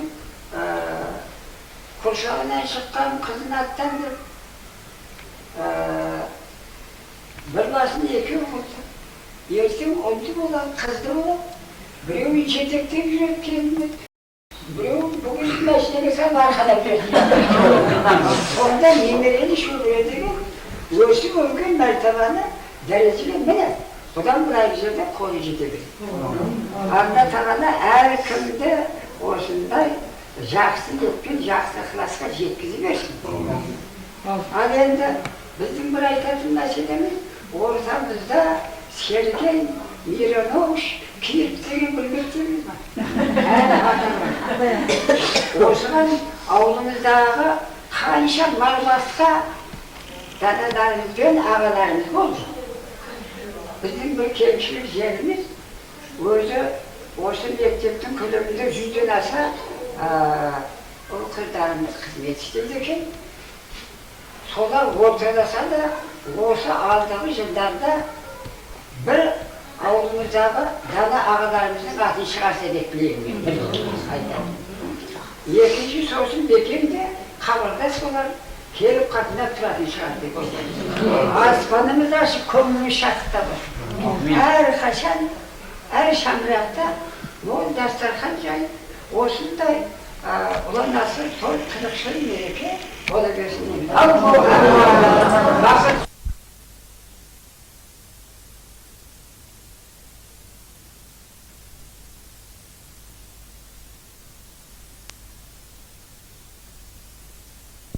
Ағай боп қалды деп есептеп баратырмын. Көкемнің бір баласымын, әлден айтамын. Барлықтарыңызға енді сағынып жүретін бір ағайымыз деп есептеп баратырмын. Тамара апай, мынау бағана айтып жатсыз, жүйлекте құдам бар деп. Сол үлкен құдағиыңыз қайтыс болып кеткен кісі, жаңағы Әбілтайдың мамасы ғой. Сол кісімен менің шешем жан жолдас болған кісілер. Бірінсіз бір шай ішпейтін, екеуі бір көйлекті бөліп киген, қиын қыстау кезі бірге өткізген. Сонымен мен ол үйдің баласымын, оның балдарын, менің шешем менің балдарым, өскен сондай бір жақын отбасымыз. Яғни шешеміз ортақ екеумізге, құдамыз екеумізге. Енді ол жағынан келгенде бақыты біленді ояқтанбаған келін болу керек еді. Енді мен Құдай айдап төн көрісте 2 жылдан бес болдық. Сонымен жөлекте бақыты күнгі төл күні бар дейсіздіңіз. Мынау Шымкентте студент болып жүрміз, жаңағы жерлестіріп суретке түсеміз. Бірінші группаластар болып мақтана жүрміз ғой. Группаластар суретке түсеміз, сосын жігіттер деп суретке түсеміз, сосын шиеліктер, қызылордалықтар деп суретке түсеміз. Сол ең соңынан бір өзіміздің не бар еді, енді наймандар елінде суретке түсеміз. Сол кезде бүкіл курста бір найманның екі қызы бар, қаяқтан екенін де білмеймін, қай найман екенін білмеймін. Екі жағыма алып суретке түсем, сосын мақтада екеуін екі алақанға менің қарындастарым деп алақанына салып екі қызға қызмет істеп, сол жасаған қызметім сіздерден қайтқан сияқты наймандарға деген. Жалпы көке мынау өмір өзі қарыз бен парыздан тұрады ғой. Адам өзі дүниеге келгеннен кейін бірінші Аллаға қарыздар екен, Алланың қарызы үшін тұрады екен, екінші ата-ананың қарызы дейді. Ата-анаға қарыз өтемейтін қарыз дейді ғой енді, дүниеге әкелген себепті. Одан кейінгі үшінші халыққа өздеріңіз сияқты ағайындардың пейілімен қарызданып бара жатқан сияқты. Яғни өміріміздегі бар күш-жігерімізді осы ағайынның ниетін ақтауға, осы жақсы сөздеріңізден шығуға жұмсасақ, жақсы нәрсеге жұмсасақ, сол қарызды өтеу жолындағы өміріміздің мәнсіз өтпеген деп есептеймін. Лайым сол сіздердің айтқан тілектеріңізден шығуға жұмыс істеуге жазсын. Әумин. Көп-көп рахмет. Сіздерге тағы да айтарым, Алтеке, көп-көп рахмет. Яғни сіздер мені аспанға шығарып тастадыңыздар. Бір жерде жүрген адам едім. Осы қызмет ауысады дегелі бері қазір аспанда жүрмін. Шынымды айтсам, тәуім көпке екі елі жетпей, көп-көп рахмет сіздерге. Мынау кішкентай нәрсені соншалықты үлкейтіп, көрсетіп, мақтап жатқандарыңызға, осы қызметті елеп ескеріп жатқандарыңызға көп-көп рахмет. Бұл маған алдағы уақытта шабыт береді деп есептеймін. Сіздердің бұл тілектеріңіз, ниеттеріңіз. Жалпы бәрі осы елімізге жұғысты болсын. Тағы да айтарым, осы ауылдың бір азаматымыз кез келген уақытта осы ауылға қызмет істеуге дайынмын. Жаңа Болатқа ескертіп жатырмын, сыртқа шыққан жігіттерге ескертіп жатырмын. Ертең анау музей не болып жатыр, анау менің бірдеңесі қандай болып жатыр деп телефон соғып жатсам, мынау кетсе де қоймайды екен деп көңілдерін жағаласып жүрмей жатсын. Сол бастаған істі аяқтауға әрдене күш беріп уақытымызды жұмсайық дегім келеді. Көке енді ана өткенде жөнекте бір мешіт соқтық. Жолдас жігітім бір мешіт соқты, сол кісі ғой соққан. Бірақ басқасында мен жаңағы бас көз болып жүрген едім. Енді сол жігіт тағы да бірнеше болып бірігіп, оқшыға жаңағы зиянат етуге барғандарда қонатын, тамақ ішетін, үлкен ас беретін бөлмесі бар, бір үлкен комплекс салып жатыр. Қонақжай ғой. Иә, қонақжай салып жатыр. Құдай қаласа соны да біздің мойнымызға артып қоймақшы барғаннан кейін, себебі оқшы жөлектің территориясына қарайды екен. Енді ол да бір Құдайдың сыйы шығар. Әрдайым сондай жақсы істердің басында жүрейік, ауызшылықпен бірге жүрейік дегім келеді. Содан соң жаңа Алтекенің өлең айтқанда көкем айтып жатыр, бізге сырттан әншінің керегі жоқ екен ғой деп. Жалпы мен төңкерісте соған көзім жетті. Біз қаншама жұмыс жасадық, сырттан адам әкелген жоқпыз. Бәрі өзімізді коллективтің ішінен табылады. Өзбектерге істейтіндер ма дейді, ұста жалдарындар ма дейді, ақтөбеде өзін көргендер жоқ, өзіміздің жігіттер жасады, өзімізде ұста жігіттер бар. Кеше концертті мысалға адам неғажу спорттық жарыстарға болсын, кез келген ғылыми жарыстарға болсын, біз яғни біздің ішімізде бәрі бар. Мен соған сенемін. Қуамыз деген әңгіме болғанда өте кетерші әңгіме болды. Бастап қойдыңдар ма? Жоқ, бастаған жоқпыз. Бұның бәрі Текенің қызы жаңа қызметінің жуы неше күннен бері болып жатқан мәселе. Мен соған майын топырлап бір 10 шақты мәйкіне тұрады да. Қоштасып берейін, мынау Құдай десін, ыңғайсыз да біз. Көрдің ма? Біз мен әлі қалып бара жатырмын, жаңа айтқатым ғой, кетер жайымыз бар, ол мойнымызда.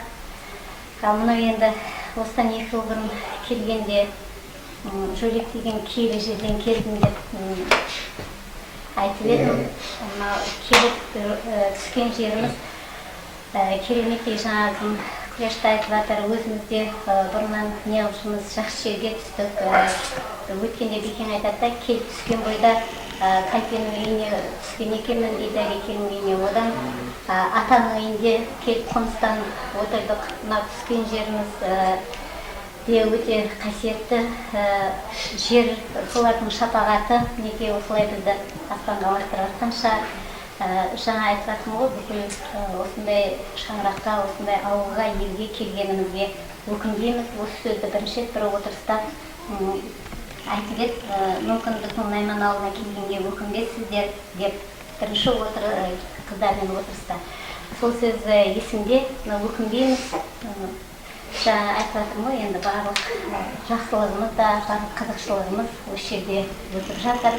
Ол да менің алу керек болып тұрған шығар. Бәрі де Құдайдың ісі ғой, ешкім жаңағы ештеңені алдын ала сызып неғып қоймайды. Әлі де білмейміз, алдымызда не күтіп тұр, қайда барамыз, не болады деген сияқты. Мынау осындай халықтың ықыласы, елдің ықыласы әрдайым өстіп айтқандарымыз Алланың құлағына шалынып, періштенің құлағына шалынып, осындай желеу жүрсін. Рахмет көптен көп сіздерге, сіздердің отбасыларыңызға, сіздердің ұл-қыздарыңызға, Арман Қарай немере шөберелеріңізге осындай кілең бір жақсылық жұғысты болсын деймін. Айтқан тілек, жақсы тілек. Адамдар бір-бірін жақсы көру керек дейді ғой. Жақсы көру керек, және бірін-біріне жақсы әңгіме сөз айтып